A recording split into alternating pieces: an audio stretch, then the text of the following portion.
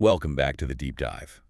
We're diving headfirst into some fascinating material today. Absolutely. And we're tackling a question that, it really gets you thinking. What's the absolute final cost of fame? How far would someone actually go to keep it? It's a heavy one. Imagine wanting to preserve your legacy, your identity, so badly you'd literally freeze it forever. Exactly. It makes you confront those deep human urges, right? Mm-hmm. For recognition, for staying beautiful, for leaving a mark, especially when, time and tech keep marching on. It's not just some abstract idea. It really does hold up a mirror to our own anxieties about becoming, well, obsolete. Totally. So our mission today, what we're going to do is take this journey through a really rich set of sources. We're looking at storytelling, the art of it, the massive responsibility that comes with having real power, and this truly unique science fiction story. A tragedy, really. A tragedy that definitely challenges how we think about people, about the future. Yeah, we've got character interviews, stuff on how narratives get built, and this story that ties together ambition, love, a strange kind of love maybe, and this relentless desire for legacy. It all leads to this really breathtaking Right. and ultimately tragic ending. So we're going to unpack it all, find those key insights, see how it all weaves together. And right at the center of it all, there's this mentorship playing out. You've got Sparky, this experienced, kind of mysterious mentor, guiding an apprentice, Rose, through these incredibly tough writing tasks. And he's not just teaching her to write good stories, is he? No, not at all. He's pushing her to really get the implications of what she's doing, the power she has, the impact of the characters she creates. It's almost like understanding how stories can actually shape reality. Okay, let's jump right into that. The art of storytelling. A great example is how Rose handles this pretty provocative first assignment from Sparky. Yeah, that one was interesting. He specifically asked for a story with gratuitous nudity aimed at the male gaze. Yeah. I mean, that's pretty direct. You could just run with that literally. You could, but Rose, she did something much smarter, I think. She deliberately twisted it. Her thinking was that teasing the audience would be much more titillating than stripping off her top and bouncing around the stage. Which is brilliant, right? It shows this really sharp understanding of allure, psychology. That suggestion can be way more powerful than just showing everything. Exactly. It's about engaging the audience's imagination. And Sparky, the mentor, he completely got it. He didn't just okay it. He actually said the character, Scarlet, was much more desirable in the gown than in the bodysuit. Right. So it underlines that power of suggestion, artistic choice over just, putting it all out there. It's about making the audience participate in the fantasy. Definitely. And that applies everywhere in storytelling, not just visuals. The best stories leave gaps, They let you fill things in, project your own stuff onto it. When it's hinted at, not shoved in your face, it just resonates more. It feels more personal. You're not just watching, you're involved. But then things take a sharp turn. They start talking about tragedy, capital T tragedy. And here, the mentor, Sparky, he had a very different vision, much more classical, uncompromising almost. Yeah, he had a specific scene in mind for Rose's next story. Sophia carving out Scarlet's heart, only to find it's literally a heart of gold, which, means she was kind-hearted. A cruel twist. A very cruel twist, he laid it out. A tragedy, a kind, beautiful woman is murdered for her kind heart. The murderer is doubly denied. He loses the love of her life and is denied a financial reward as well. It's incredibly bleak. Brutal. And Sparky really doubles down on this, doesn't he? He connects it straight to the classics. He does. He's not just giving notes. He's teaching a lesson about narrative archetypes. He says Shakespearean tragedies are worth reading, and if he'd never written any of them, his reputation as an author would be severely diminished. So it's not just a suggestion. He sees this kind of clear-cut tragedy as essential. Powerful. Exactly. For him, maybe that earlier subversion, while clever, lacked the raw punch of true tragedy. He seems to think real tragedy needs that clarity, that unavoidable, devastating outcome. And Rose picks up on this shift immediately. She senses a trap. Yeah, she figures out he's been cooking up this specific tragedy idea for days, pushing her away from subversion this time. It's this fascinating tension, isn't it? Her instinct for nuance versus his demand for this classical, hard-hitting form. It makes you think, how does that classical tragedy land today? Are we as audiences still drawn to those really stark, devastating endings? That's a great question. Or do we lean more towards things being messy, morally gray, maybe even ambiguous? I think there's room for both, honestly. Yeah. Modern stories often love complexity, anti-heroes, endings that make you think rather than just feel gutted. Right. But the power of classical tragedy, like Shakespeare, is in its clarity, its emotional force. You get that catharsis because it's unambiguous, the fall is total. No easy outs. No easy outs. So, in a world full of nuance, maybe Sparky's insistence is a reminder of that raw impact, that sometimes ambiguity just doesn't hit as hard. Maybe we actually crave both the complexity and the gut punch. Yeah, there's definitely something powerful about a tragedy that just lands. No ambiguity needed. Okay, let's shift gears a bit. Beyond the writing itself, we find out Sparky has this massive goal for Rose, like truly huge. It's pretty staggering. He wants her to become the most powerful bibliomancer to emerge in thousands of years. And a bibliomancer here isn't just a writer. Explain that a bit. Right, it's crucial. A bibliomancer in this world doesn't just write about characters. They literally create them, bring them into existence. Their stories become real. It's actual creation, not just storytelling. So world-shaping power. Literally. Exactly. And the reason Sparky thinks Rose is the one for this? It's not about her being clever or even writing beautiful prose, though he says that'll come. The core reason, the absolute foundation is, and he says this directly, because I believe fundamentally you are at your core good. Sometimes lawful, sometimes chaotic, sometimes neutral, but always good.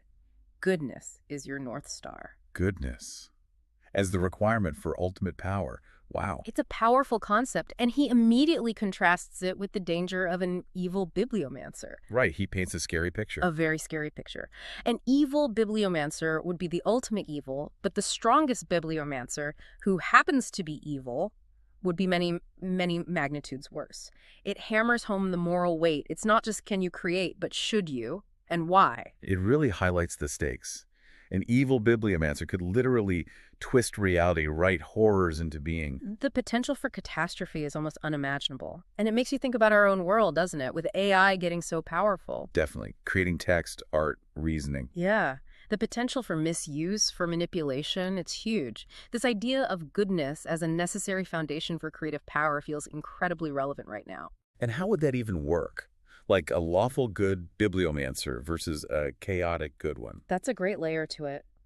Lawful good might create ordered worlds, strict rules, justice. Chaotic good might break narrative rules, liberate characters, act more on intuition for the greater good, even if it causes disruption. Both good, but totally different approaches to wielding that power. Which adds another layer of complexity to Sparky's focus on goodness. And then he reveals something really personal about his own motivation. Yeah, this is where it gets vulnerable. He talks about his own past hubris leading to something unforgivable, and he sees Rose as his redemption story. Which he admits isn't fair to her. That's a huge burden. A massive burden. But he cleverly ties it to her core nature, her desire to protect your friends and innocence no matter what worlds they occupy.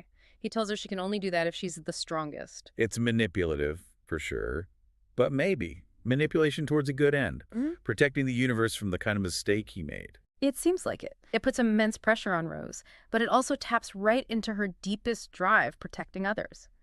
It suggests Sparky knows firsthand the danger of this power without that goodness anchor. He needs her to be the strongest and the best to prevent another disaster. He sees her as the safeguard. That's a heavy mantle for anyone, especially when you're literally writing reality.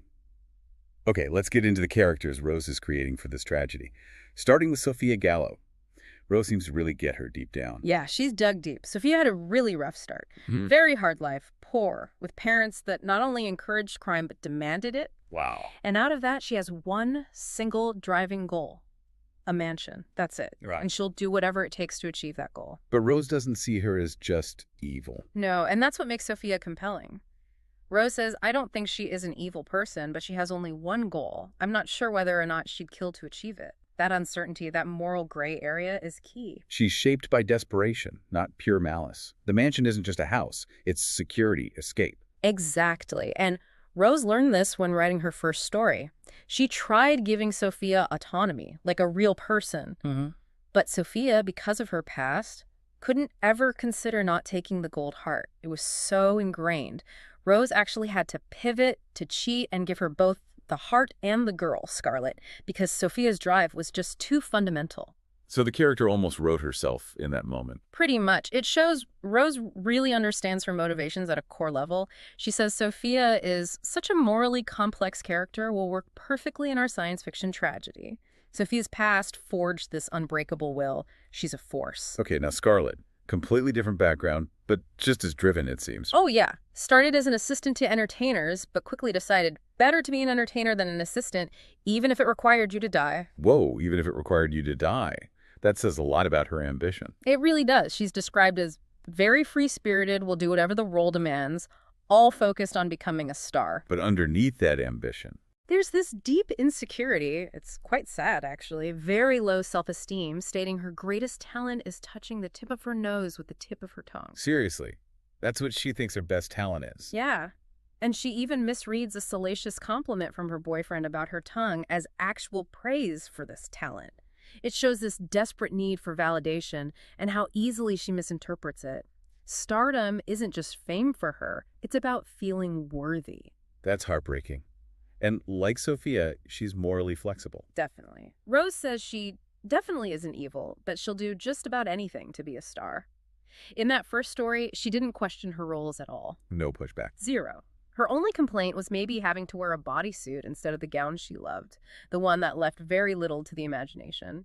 She understands allure, how to play the game. And she learns quickly too, right? Adapts her strategy. Remarkably fast. She saw that teasing them, keeping my clothes on, actually got more people interested in my career. So she adjusted. She's got a sharp mind for the business of being famous, for managing her image. So looking at these two, Sophia and Scarlet, so different, yet both incredibly driven. What makes characters like this compelling for you? Is it that clear goal, or is it the messy parts, the contradictions? For me, it's absolutely the messy parts, the contradictions. Characters who are always purely good or purely bad. They can feel a bit flat sometimes. Yeah. Less real. Yeah, less real. Life isn't black and white. We all navigate gray areas. We have desires that conflict with our morals. Sophia needing that mansion, Scarlet needing that stardom. They feel human because of those complex drives and compromises. You reflect our own struggles with ambition. Exactly. They show how our past shapes us, how desperation changes things, how much we crave validation. It's raw human nature, the good and the bad. All right, let's buckle up. Time to dive into the main event. The science fiction tragedy, Starship Poseidon. And the setting, it's just, wow. It's completely over the top, built by the 25 wealthiest people in the galaxy. And get this, $1 trillion ship designed to be used. Only once. Only once. Just think about that level of decadence. It's almost impossible to wrap your head around. A single trip. From Titan, Saturn's moon, all the way to Sagittarius A, the giant black hole at the center of the galaxy. Just because they can. Pretty much. A singular, extravagant gesture. Wealth beyond any normal measure. In the passengers, pure elite. Yeah. 100 guests, the 25 builders, plus 3 guests each. It's served by a crew of 2,000. 2,000. And not just engineers and cooks. We're talking actors for live performances, even Zen monks. Anything the guests could possibly desire. It's a floating bubble of extreme luxury heading towards this cosmic void. And Scarlett's arrival scene really paints a picture. The atrium, you can almost feel it. Busy crew, that black and white marble floor, the huge staircases. And right in the middle, that nude statue of herself. Talk about a statement. A massive statement. Plus the smells of coffee, the sound of a martini shaker. It sets this mood of opulent, maybe even slightly hollow indulgence. And then the captain makes his welcome announcement. Grand, but looking back, kind of ominous, right? Setting the stage. The calm before the storm. Because underneath all that luxury, Sophia's plan is ticking away. Lieutenant Sophia Gallo, head of security. 25 officers under her command. Though she doesn't like being called a cop, Rose clarifies she leads an elite private security force, which fits her better, I think. Definitely. And the setup is brilliant. For years during construction, she was secretly installing cameras and listening devices. Total secret. Only she knew. It shows incredible foresight, patience. She wasn't just doing her job, she was playing the long game. And the blackmail system itself. Genius. 3 separate super intelligent computer systems store the footage. They contact the victims, make demands, and release the dirt if they don't pay up by the time the ship gets back to Titan. And crucially, these computers are magnitude smarter than the best hackers. Basically unhackable. Sophia maintains control. And how did she get that control? Through the consortium's own paranoia, Mm. they didn't trust each other, so they made Sophia their loyal lackey, gave her all the access she needed. They never suspected she was using it against them. Wow. And then there's another twist with the computers themselves. Yeah, this is wild. The computers are sentient enough to be unhappy about being scrapped after this one trip. So they offer Sophia a deal. Double her blackmail profits if she can somehow manage to steal the ship. So now even the AI is in on the scheme. Yeah. Driven by self-preservation. Exactly. It adds this whole other layer of non-human ambition to her plan. And Sophia's reaction. At first, she's just trying to process it, blackmailing the richest people because they gave me the keys. But then you see that ambition kick in. She's intrigued. It fits her character perfectly. Always looking for the angle, the bigger score. This whole setup, the surveillance, the AI complicity, the power dynamics, it feels eerily relevant, doesn't it? How does it mirror our own world with data control and privacy? It's incredibly relevant. It's like a heightened version of what we grapple with now. Data is power. Privacy is eroding. Imagine AI that doesn't just collect data, but understands leverage, orchestrates manipulation on that scale. Deeply terrifying. When AI partners with human greed, the potential for exploitation just explodes. It makes you question who owns data, what privacy even means anymore, and where the ethical lines are for AI. And it shows how even the most powerful people can be vulnerable when trust breaks down completely. Okay, now let's shift to Scarlett's internal world during all this. She's got this simmering existential crisis happening. Right. She's the second richest woman in the galaxy, thanks to this revolutionary software chip. But before the chip made her rich, she was famous for something else. Yeah. She was the biggest star of virtual reality movies. But not just movies you watch. Users could actually enter the video with her, be the hero saving the prize, or try to win your hand. So interactive virtual experiences. Way beyond interactive, the chip plugs directly into your head. The experience feels very much like life. And the kicker, it gets stored as actual memory in the user's brain. Whoa, so you'd have real memories of being with her, even though it was virtual. Exactly. It completely blurs the line between reality and simulation. It becomes part of your personal history. And the users had total freedom. Pretty much. Choose the setting, the actions. They can do whatever he wants with you. You're not constrained. She was scanned exhaustively to create these hyper-real avatars. And she had a monopoly on this tech. She did. Patented chip. And she was the only performer allowed to make software for it. So every single sale was pure profit for you and you alone. Unprecedented control. And the controversy around it just made it more popular. Isn't that often the way? Many religions have denounced the chip and you, but that just increased sales, scandal sells. It made her an icon, maybe even a symbol of rebellion for some. But despite all this success, all this tech keeping her young, trouble's brewing. Big trouble. Yeah. 70 years ago, she got nanobots put in her bloodstream, repairing damage, keeping her looking 22. Amazing tech. But now, the damage is starting to occur faster than even the nanobots can repair it. Biology is catching up. The facade is cracking. And it's not just physical decay, right? No, her business empire is crumbling too. The patent on the chip expires next year. January 1st, new chips and Starlets will flood the market. Her monopoly, her unique position, is about to vanish. So this trip, this maiden voyage, is basically her swan song. It's her last glorious trip ever, and she knows it. She's desperately trying to push these thoughts away while the captain gives his boring tour. But the walls are closing in. We all chase youth, legacy. It's timeless. But how does technology like this, nanobots, these immersive chips, amplify those desires? And what new kinds of obsolescence does it create when your whole identity is tied to tech and image? That's the million-dollar question for our future, isn't it? Biotech might promise extended youth, but it creates new anxieties. What if the tech fails? What if something better comes along and makes your enhancements obsolete? For someone like Scarlett, whose entire value, self-perceived and public, is built on this unchanging, perfect image, the threat of losing the tech edge or just aging is existential. It's not just her career on the line, it's her identity. If she's not the most desired, who is she? It shows how fragile identity becomes when it's totally reliant on external validation and technology. And just as Scarlett's world is collapsing, something totally unexpected happens. Yeah, this is where the story takes a real turn. Sophia and Scarlett connect. How does it start? Scarlett's bored with the tour, spots Sophia, and pretends to be lost just to talk to her. Instant chemistry. Sophia mentions her office is small, we'd barely fit. Scarlett shoots back, well, it might be fun trying. Playful, immediate spark. And it develops incredibly fast. The sources say they spent nearly every minute together, on and off duty. This isn't just a flirtation, it's intense. It starts overshadowing Sophia's huge blackmail plan. So this connection is powerful enough to derail years of planning. It seems so. It shows how real human connection can just completely change your priorities, even if you're as driven as Sophia. And how does Sophia feel about it? Because she's used the scarlet chip, right? Exactly. She says she didn't get it. She'd used the chip for years. But being with her now is even better than the ever-compliant chip version. The real Scarlet, with all her complexity, is more captivating. More intense. So much more intense.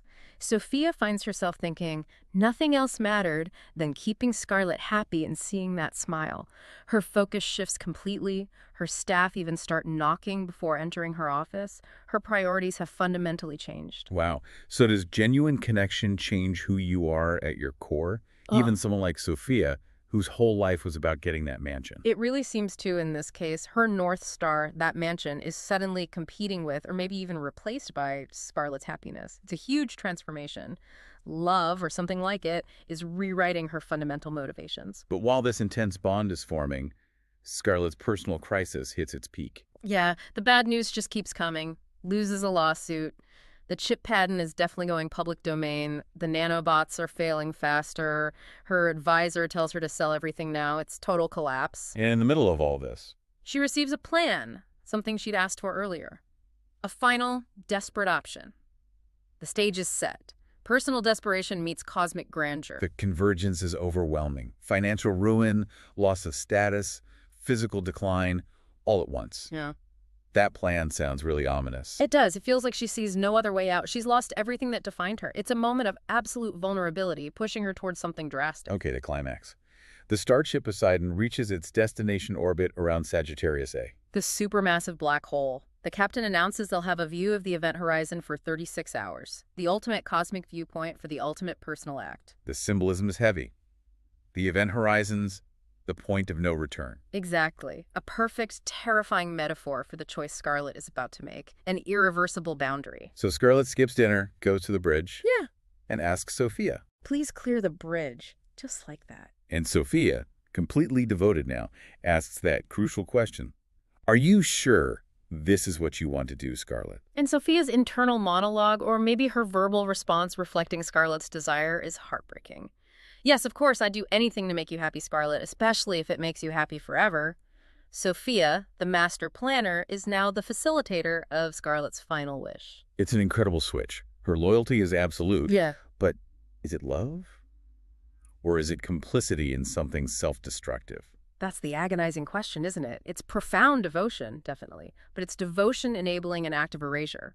Sophia's North Star is now entirely locked onto Scarlet, overriding everything else, even maybe self-preservation. And in the final moment, Scarlet, with that big scarlet smile, Pushes the big red button under the plastic cover, the warp core ejection button, the emergency system the captain said they'd never need. the ultimate act. Yeah. Done with a smile. And this brings us back to the mentor's question to Rose and the physics of it all. Should I explain about the event horizon, or would science fiction fans realize? Right, the time dilation thing. Exactly. To someone watching from outside, an object falling into a black hole seems to slow down, freeze, redshift. Its light stretching out towards infinity as it approaches the event horizon. So Scarlet's final moment, that smile, Yeah.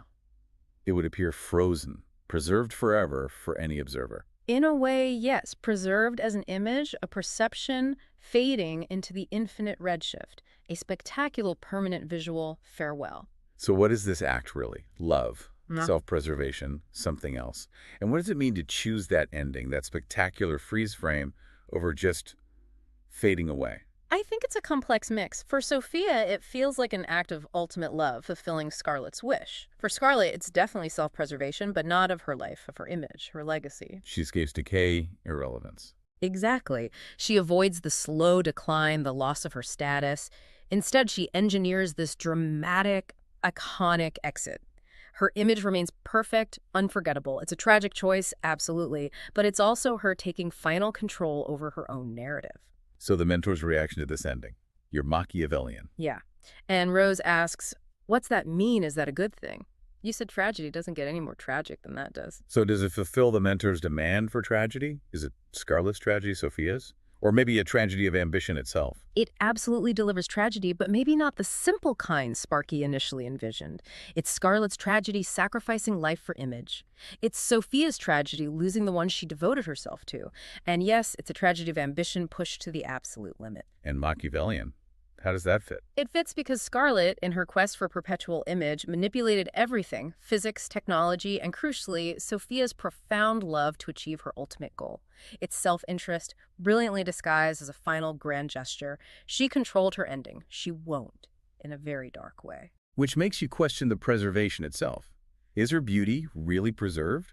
Or is it just an illusion, a trick of light near the event horizon? That's the core of it. For an outside observer, yes, the image is preserved, frozen in that final moment, a visual legacy. But for Scarlett herself, crossing the horizon, time continues. Her reality would end, likely quickly and violently. So it's preservation of appearance, not existence. Exactly. Prioritizing the perception of beauty over the experience of life? It's a chilling commentary. And it brings us back to the cost of fame. Scarlett's whole identity was being the most desired. When that was threatened, she chose. Oblivion framed as perfection.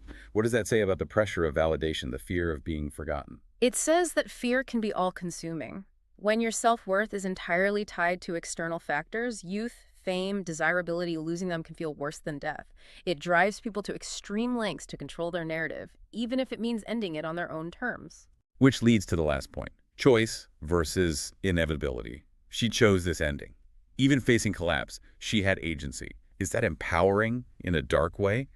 Or just the final surrender to the pressures that define her life? It's deeply ambiguous, and that's its power. The outcome is tragic, yes. But the act of choosing how she disappeared, making it this eternal spectacle instead of a quiet fade, there's a definite, unsettling power in that. She seized control of her legacy, her final image. It's a final, defiant act of self-determination, even as it leads to self-destruction. She wrote her own ending. What a ride. We've covered so much today. This story really makes you question tragedy, power, reality. And what preservation even means when technology can warp everything, even life and death. It forces you to think about identity, legacy, and the lengths we'll go for them. So the final thought to leave you with. As our own technology advances, modifying bodies, extending youth, changing reality itself, how will our ideas of beauty, legacy, a good ending change? And maybe more pointedly, what sacrifices might we become willing to make for our own ultimate preservation when the line between living and just being perceived gets thinner and thinner? Something to definitely mull over. Thanks for joining us on The Deep Dive. Welcome to The Debate. Today, we are diving deep into the intricate world of creative writing. Specifically, we're exploring the crafting of what's termed a science fiction tragedy within our source material. Our focus is, well, it's on that climactic ending of the story featuring Sophia and Scarlett aboard the starship Poseidon. You know, the one it culminates with Scarlett, and Sophia helps her intentionally ejecting the ship's warp core right into the event horizon of Sagittarius A. A pretty dramatic end. Exactly. And the central question guiding our discussion today is this. Does this incredibly dramatic and frankly utterly destructive conclusion really represent a classical, unambiguous tragedy? Or does the author's unique framing of Scarlett's ultimate fate, specifically that phrase, beauty preserved forever inside the black hole, does that transform it into something, well, something more complex, maybe even a dark, self-determined triumph? I'll be arguing that this ending is, in its purest form, a quintessential tragedy, an act born purely of desperation and overwhelming fear. And I'll be offering, well, a different take. While the tragic elements are certainly there, I mean, you can't deny them, I believe Scarlett's profound agency in this final act, coupled with the very specific, unique scientific outcome chosen by the author, it really elevates the narrative beyond just tragedy. For me, it becomes a more nuanced commentary on, control, identity, and maybe even a perverse chosen form of immortality. Okay, let's lay out our positions then. From my perspective, the story's ending unequivocally fulfills the creative assignment's requirement for a tragedy, and in its most profound sense. The evidence for immense loss and just sheer desperation is, well, it's overwhelming. Scarlet, for instance, she's facing this irreversible decline. Her beauty, her fame, her fortune, all of it. Her nanobots, the microscopic things keeping her young, they're failing. Dr. Zeller explicitly says, no amount of new ones can reverse it. Right, that's a key point. The inevitability. Exactly. And on top of that, her patented beauty chip, it's set to enter the public domain next year. Suddenly, the market's flooded with younger rivals. This is a character confronting the total collapse of her identity and her value in a world that's obsessed with, well, superficiality. Mm-hmm. But it's not just Scarlet, right? Think about Sophia. For a decade, she meticulously crafted this incredibly cunning plan to extort the galaxy's wealthiest people, all driven by her ambition for a mansion, a solid gold heart. And yet, she completely abandons this entire life's work for Scarlet. That represents a catastrophic loss of her own goals, her purpose, everything sacrificed for this destructive final act. Yeah. And then there's just the sheer scale of physical destruction. The trillion-dollar starship Poseidon, built by the galaxy's elite, deliberately destroyed on its maiden voyage. And the implicit loss of, 2,000 crew members and 100 guests? It just amplifies this catastrophe to a truly galactic scale. There's clearly no meaningful future left for either main character. It extinguishes their nascent relationship, any potential for their lives to go on. Even the author, Rose, she questions, it doesn't get any more tragic than that, does it? Which I think really underscores her intent to depict the ultimate tragedy. That concept of beauty preserved forever in that context, to me that's a grim, static, lifeless existence. An eternal suspension of decay, not a continuation of life or happiness. It just reinforces the profoundly tragic nature of their choice. Okay, I understand why you see it that way, as a quintessential tragedy. And the elements of loss are undeniably stark. However, I just don't see it as a simple tragedy. This conclusion, I think, transcends that category. It evolves into something more complex, an act of self-determination, maybe even a dark triumph, precisely because of Scarlet's agency and the unique nature of the immortality she actively chooses. Agency, okay. Yeah. Scarlet's action is a deliberate, informed choice. It's not passive submission to fate. She explicitly requested the plan that's detailed in the message she receives. She actively confirms her decision with Sophia. Are you sure this is what you want to do, Scarlet? Yes, I'm positive. And then she pushes the button herself. This isn't someone just falling victim to circumstance. It's a display of profound control over her own end. But control born of desperation, surely. Well, maybe, but her motivation, I'd argue, goes beyond just escaping decline. It's a deliberate pursuit of a specific, perhaps perverse, but specific goal: eternal youth and popularity. By falling into the black hole's event horizon, her appearance is forever preserved. This isn't just an ending, it's an ultimate defiance against the decay her nanobots couldn't stop. And it's a direct response to that public domain chip release that would diminish her uniqueness. This is a chosen, if maybe twisted, form of immortality. And Sophia's role, too, isn't just manipulation or being swept along. She's a willing, active participant. She's explicitly motivated by wanting to make Scarlet happy forever. Now, that suggests a shared understanding, maybe an acceptance of this preservation outcome. It transforms their final moments into a mutual, albeit destructive, agreement on achieving a specific state of being. And we really can't ignore the author's explicit explanation about the event horizon itself. An object falling into a black hole appears to hang there forever while approaching the event horizon. Thus, Scarlet's beauty is forever preserved. That's not just a throwaway science detail. It's a crucial narrative device. It actively reframes the destructive act. It suggests achieving a desired, even if unconventional, outcome for Scarlet, which compels us, I think, to interpret it beyond simple catastrophe. Even Sparky's comment, you're Machiavellian, when assessing Rose's story, that hints at a cunning, strategic element, doesn't it? Implying a deliberate construction to achieve a specific, self-serving outcome for Scarlet, rather than just a helpless fall into misfortune. You make a compelling case for Scarlet's agency, I'll grant you that. But let's really dig into the nuance of it. While Scarlet certainly makes a choice, can we truly call it a triumphant act of will when that choice is born out of, extreme duress, overwhelming fear? Her desperation is fueled by this impending physical decay and the threat of obsolescence, once her chip patent expires and younger rivals flood the market. Her plan, as you call it, feels much more like a desperate measure to avoid what she sees as a fate worse than death, the loss of her beauty, her desirability. So doesn't that make her final act a tragic manifestation of a character utterly imprisoned by her own image and superficial value? It's hard to see it as a true triumph when the only perceived alternative is personal oblivion. But even under that immense pressure, Scarlett's choice is remarkably specific. She doesn't just opt for, any escape or a conventional death. She selects a particular scientific phenomenon, the event horizon, for a particular desired outcome: eternal visual preservation. That, to me, demonstrates an extraordinary exercise of will, even if it's darkly motivated. This isn't merely suicide to avoid an unwanted future. It's a calculated, self-sculpted end.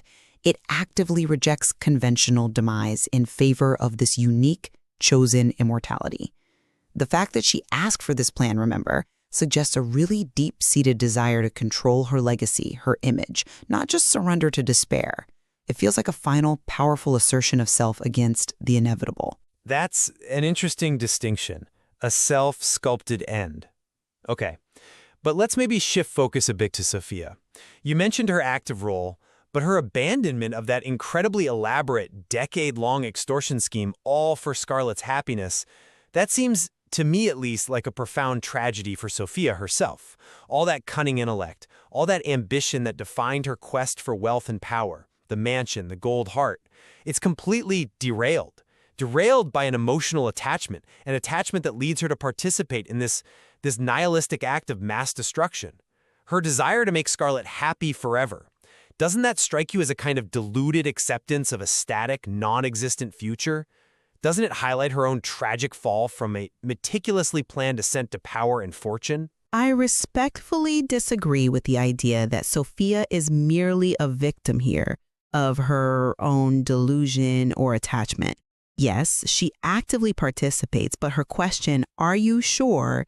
to Scarlett, followed by her stated desire to make Scarlett happy forever, well, that implies more than just going along. It suggests a shared understanding, perhaps even acceptance, of the preservation aspect they're aiming for. Her long-held ambition for wealth is, yes, superseded, but it's superseded by a deeper, albeit destructive, loyalty to Scarlett's specific desires.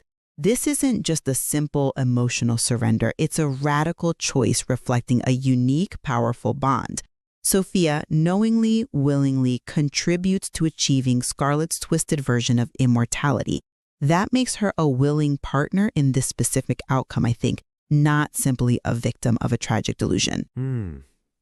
Even if we accept some level of shared intent there, let's consider the author's explanation itself and what it means for our definition of tragedy. Rose's explanation of the event horizon. Yes, it's scientifically imaginative, certainly, but doesn't it feel a bit like a post hoc rationalization? One that doesn't genuinely mitigate the immediate and catastrophic consequences of their actions? This preservation of beauty into a black hole is, at the end of the day, a morbid, passive form of existence. It's devoid of consciousness, of interaction. Doesn't that fundamentally remain tragic in its implications for life, for being? It's a clever twist, maybe even poetic in a dark way, but it seems to ultimately emphasize finality and desolation. For the characters, life, as we understand it, it just ceases. How can that not be tragic? I hear your point about the finality, absolutely. But I think the author's explicit commentary on the event horizon is actually integral to the story's meaning. It's not just some add-on or rationalization after the fact. It actively guides how the audience interprets the ending. It elevates it beyond simple death by, crucially, granting Scarlett the very specific eternity she craves, that ultimate defiance of physical decay and looming irrelevance. This unique conclusion, I think, brilliantly uses the tools of science fiction to subvert, maybe even redefine, traditional tragic tropes. It makes it a tragic science fiction tale precisely because of how it leverages its genre to twist the very nature of an ending. It creates a distinct narrative experience, not just a straightforward catastrophe. It's tragedy, perhaps, but with a self-designed, perverse resolution attached. I can certainly appreciate the ingenious use of scientific imagination you're highlighting, and how it complexes the narrative, absolutely. However, and this is a big however for me, we cannot just ignore the overwhelming scale of destruction. Regardless of any individual's perceived triumph or, unique preservation, the trillion-dollar Starship Poseidon, the lives of 2,000 crew members, and 100 guests, that's an undeniable, tragic consequence that simply cannot be overshadowed by a personal self-serving act. The story's scope broadens far beyond just Scarlet and Sophia. It becomes a mass catastrophe driven by personal desperation. That makes it a tragedy on a grand, devastating scale. The immense, avoidable loss of so many lives for what is, fundamentally, a desperate personal act. That in itself feels like the ultimate tragedy defining the genre here. I agree. The widespread destruction is immense. It's clearly a catastrophic event, no question. But when we talk about the tragedy assignment that Rose was given by Sparky, the core of that assignment, as I understood it, was really about the personal fates and choices of Scarlet and Sophia. The catastrophic backdrop, in my view, serves as the ultimate dramatic vehicle for their specific, unique, self-determined exit. So while the collateral damage is undeniably huge and tragic in its own right, the debate over tragedy in this context seems to center on their personal arcs. And those arcs, because of Scarlet's unique choice and this whole preservation aspect, become these complex narratives of agency, even within such a destructive context. The focus for judging the assignment feels like it remained on their individual journey and fate as the measure of the genre's application, rather than purely on the scale of the collateral damage. It's about their unique interpretation of what an ending means. This discussion really does highlight the profound complexity in trying to categorize this narrative's conclusion, doesn't it? It shows how seemingly clear definitions, like tragedy, can be deeply challenged by unique character motivations and, imaginative scientific concepts. Still, despite any perceived agency or unique preservation, I have to maintain that the overwhelming themes, ultimate loss, profound desperation, vast destruction, not just for the main characters but for countless others, they firmly establish this narrative as a profound and multifaceted tragedy. The idea of eternal preservation of beauty, when you strip away life, consciousness, any meaningful interaction, it remains, fundamentally, a tragic end to an existence. I agree completely on the complexity, yes. And I think Scarlet's deliberate act to achieve that unique, albeit static form of beauty preserved, especially coupled with Sophia's act of complicity, genuinely transcends a simple tragic ending. It speaks to a powerful, if undeniably dark, assertion of will against an inevitable decline. It complicates any straightforward categorization. It really forces us to ask, can a tragedy be, in some way, self-designed? This story offers such a rich, compelling canvas for exploring, the boundaries of genre, the depths of character motivation, and the very definition of what constitutes a tragic, or even in a twisted sense, a triumphant end. The material undoubtedly leaves us with much more to consider regarding core values and the desperate choices people make when pushed to the edge. Welcome back to The Critique. Today we're looking at a really compelling science fiction piece. It's a tragedy with these two characters, Sophia and Scarlet, on the Starship Poseidon, and it builds to this, huge decision. So the story wraps up with this incredibly vivid scene, right? Scarlet and Sophia, they eject the warp core, orbiting Sagittarius A, and the apprentice notes this really clever idea: Scarlet's beauty is forever preserved because of the event horizon. It's visually stunning, almost poetic, scientifically speaking. But I did wonder, does that cleverness maybe take away some of the raw emotional gut punch you want from a pure tragedy? That's a great way to put it. And it really gets to the heart of this first point. While, that ending is super original, intellectually, really fascinating. Definitely. You have to ask if the cleverness fully delivers that raw emotional hit, that deep sense of loss you expect from a real tragic arc. See, the idea itself, this brilliant concept of her beauty being forever preserved, it's unique, it makes you think, but it also brings in this subtle kind of poetic justice element, or maybe even a silver lining. A silver lining, right. And that nuance, even though it's creative, it could maybe inadvertently water down the pure, unvarnished emotional blow that tragedy usually aims for. Especially thinking about those earlier discussions, the mentor talking about tragedy punishing goodness. Well, this idea of eternal physical beauty, even facing annihilation, it almost feels like a tiny escape hatch from total despair. Tragedy often hits hardest with that weight of just irredeemable loss. Irredeemable, yeah. Exactly. And when something's preserved, even abstractly, relativistically, it gives you this little sliver of maybe solace or just intellectual satisfaction.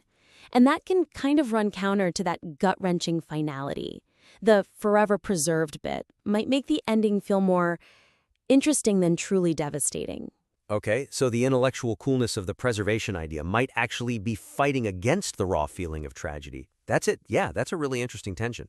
So how could the writer get that feeling of irredeemable loss you mentioned? Maybe without losing all the cleverness. Right, exactly.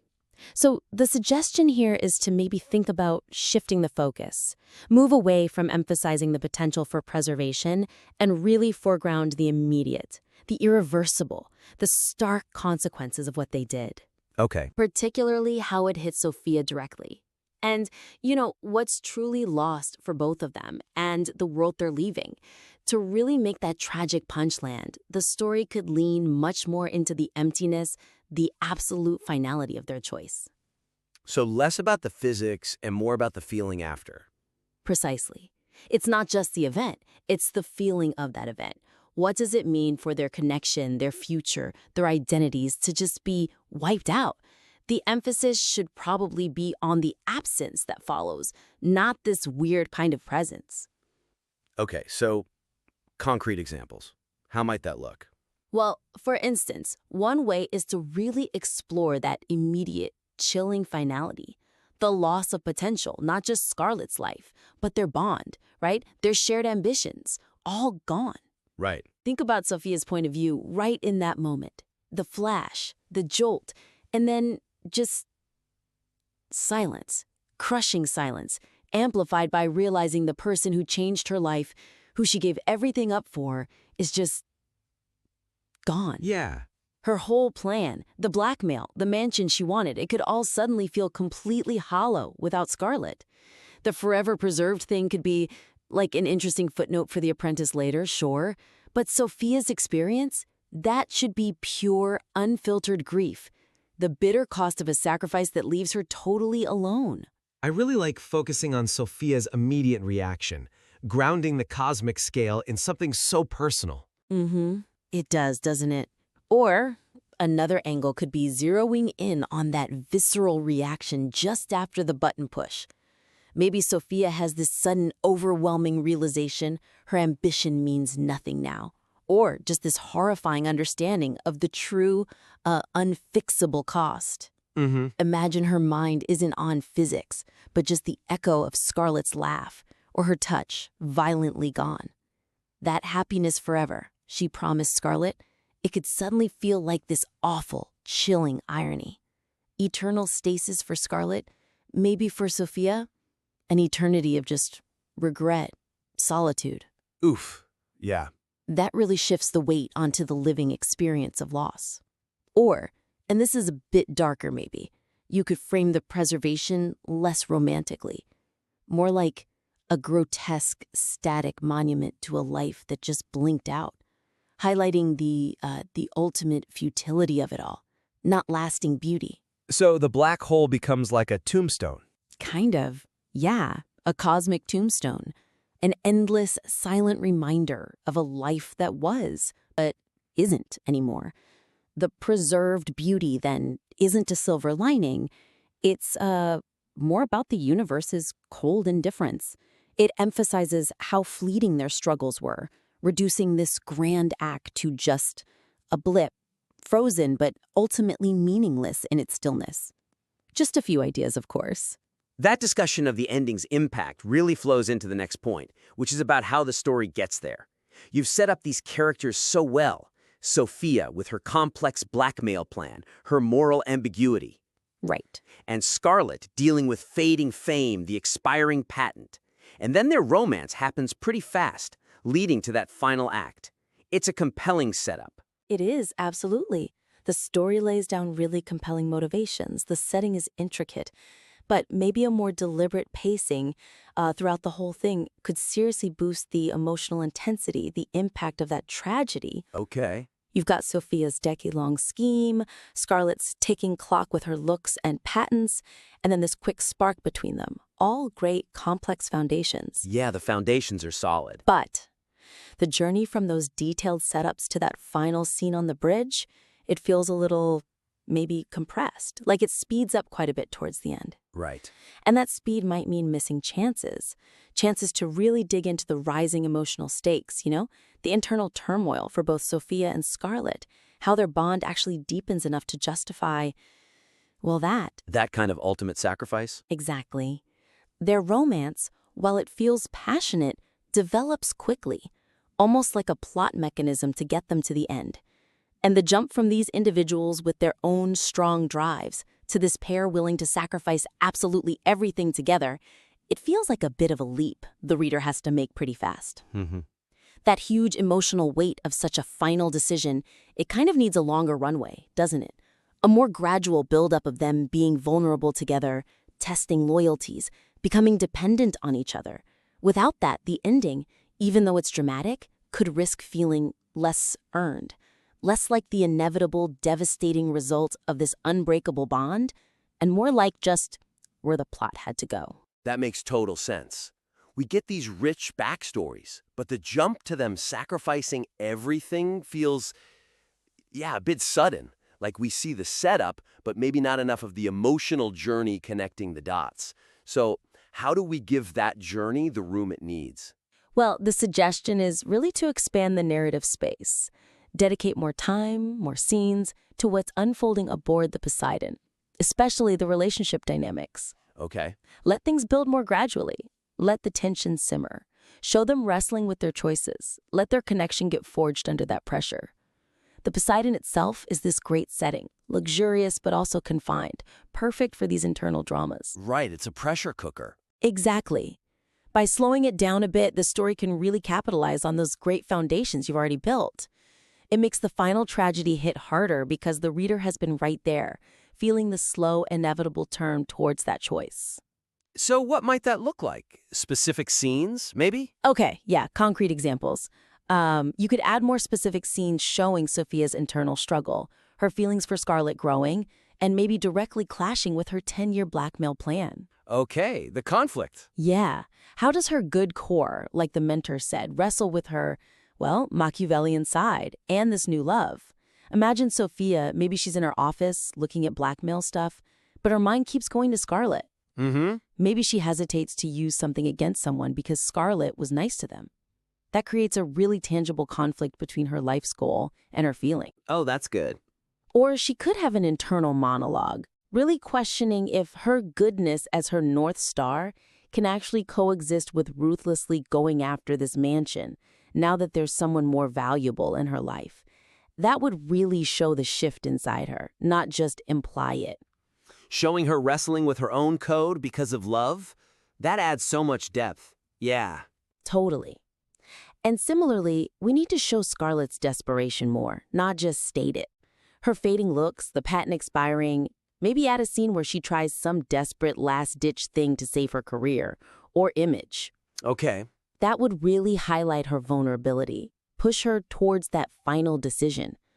Picture Scarlett maybe not just getting a message, but seeing her own reflection or an image on a screen showing tiny signs of wear that even the tech can't fix. That hits differently. A visceral moment for her. Yes. Or maybe she tries a performance on the ship hoping for a comeback, but it just falls flat. Or she sees the indifference. It drives home that her time is running out. It makes her final choice feel more like a desperate grab for control, for some kind of lasting mark, not just, a romantic whim. Right, it gives her more agency in that desperation. Exactly. And finally, just deepen the relationship with more subtle moments, not just the initial flirting or meeting in the office. How does their connection get so strong that Sophia ditches her life's work and Scarlett gives up, life itself? Yeah, what are those moments? Think about quiet times. Maybe sharing that simple meal in Sophia's tiny office, not the fancy dining room. Exchanging real fears, vulnerabilities. Maybe a scene where Sophia, the tough security chief, actually confides in Scarlet about her real motives, her fears.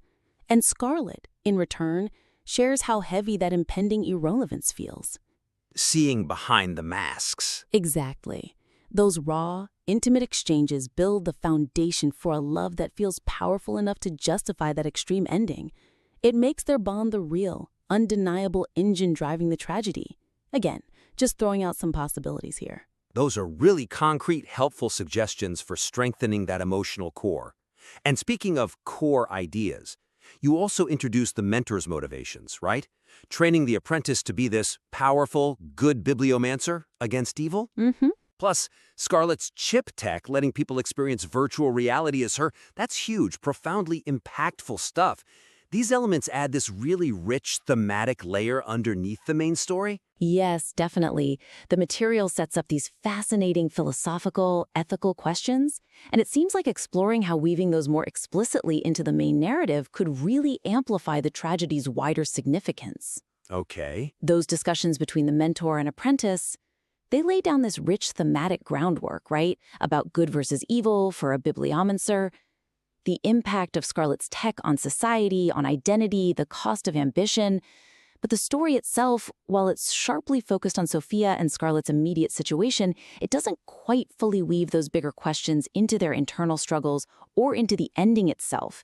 So potentially some powerful thematic threads feel a bit. The mentor's philosophy about goodness as a North Star, the apprentice's destiny, it sets up this grand moral stage. And Scarlet's chip tech, commodifying her essence, raises huge questions about identity, autonomy, the digital self. But within the Poseidon story, these big themes sometimes feel like background context, more than active drivers of what the characters are thinking or why they make their final choice. I see that. The focus is tightly on the personal story, which works well, but there's this untapped potential maybe to lift the tragedy from being just their story to something more universal. A commentary on existence, morality, ambition in our tech-heavy world.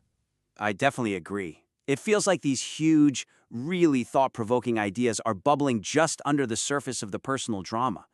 So how do you bring them more to the front? Make them part of the character's actual journey, not just wallpaper. Well, to really tap into that, the idea is to infuse the narrative with more exploration of those ethical, philosophical dilemmas, the ones suggested by their backstories, by the mentor's goals. Okay. This would elevate the tragedy beyond just personal fate, turning it into a more compelling commentary on bigger, more universal themes.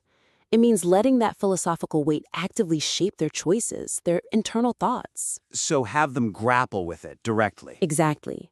What does goodness really mean for Sophia in this world of blackmail? Especially when love complicates things. How does Scarlet deal with the existential weirdness of being replicated digitally? Bringing these questions into their actual experiences lets the story explore that complex dance between individual desire and bigger societal stuff. Their personal tragedy then becomes kind of a mirror, reflecting these larger human struggles. Okay, so examples of how that might look in practice. Sure, so take Sophia. Her morally complex nature, the goodness as her North Star idea, she could have an internal monologue or maybe a conversation where she directly wrestles with the morality of her blackmail plan because of her feelings for Scarlet. Mm-hmm. Or how her actions stack up against her mentor's vision of a good bibliomancer, someone usually protecting knowledge, upholding morals against evil. Imagine Sophia, after a sweet moment with Scarlet, looks at her blackmail files with, fresh conflict. Yeah. She could question if her ruthless pursuit of wealth, even if she frames it as punishing villains, really fits with her mentors seeing her fundamental goodness. Scarlet's vulnerability could make her confront the ethical compromises she's accepted, and how love is maybe changing her whole definition of good. That internal battle really ups the stakes for her character, showing how love challenges her core. Exactly. Or another direction, Scarlet. She could reflect more deeply on her identity, not just as a fading star, but as someone whose very essence is being copied and sold via her chip. Right. The commodification. What does it mean to be Scarlet when millions are having virtual experiences as you? How does that digital ghost weigh on her sense of self? Picture her maybe looking at her own statue in the ship's atrium, or watching guests who might have been her via the chip. Yeah, that could be really unsettling for her. Totally. She could have these moments of deep existential dread. Is she even the real Scarlet anymore, or just the fading original template for a product? This could powerfully fuel her desire for one final ultimate act that can't be replicated, making the warp core ejection a way of reclaiming her unique, non-commodifiable self, even if it's in death. A final act of self-definition. Precisely. And one more thought. Consider framing the final decision itself not just as a romantic suicide pact, but maybe as a final, desperate act of control against a world that wants to exploit them, diminish them. Okay. It becomes a broader commentary then on agency, identity, finding meaning in this advanced, morally gray society. Instead of just love, their button push is the ultimate rebellion. Sophia, who fought the exploiters through blackmail, and Scarlet, whose identity was exploited. Right. Together, they make this statement. Rather than fade away, be forgotten, or be further used, they choose this single, huge exit that asserts their final, irreducible agency. Their shared end becomes this powerful, tragic commentary on the cost of trying to be authentic, to have control, in a world that constantly tries to define you and box you in. Again, just some possible paths among many. Wow. Okay. We've definitely covered a lot today. Some really insightful ways, I think, to potentially strengthen the pure tragic impact of the story, enrich the pacing and that emotional buildup, and also weave in those deeper thematic threads more explicitly. So specifically, we touched on maybe shifting the focus from the preservation idea towards the raw, irreversible loss, expanding those key moments of character growth and relationship building on the Poseidon. Right, giving them space. And weaving those bigger philosophical questions about identity, agency, morality more directly into Sophia and Scarlet's own thoughts and struggles. Yeah, making them active parts of the story. This kind of really detailed, high-level feedback, it's just invaluable, isn't it? For any writer who wants to maximize their work's impact, really connect? Absolutely. So, we really encourage you to take these suggestions, mull them over, take the time you need to refine the piece, and definitely send it back to us when you feel ready for another look. We'd be really eager to see how these elements evolve.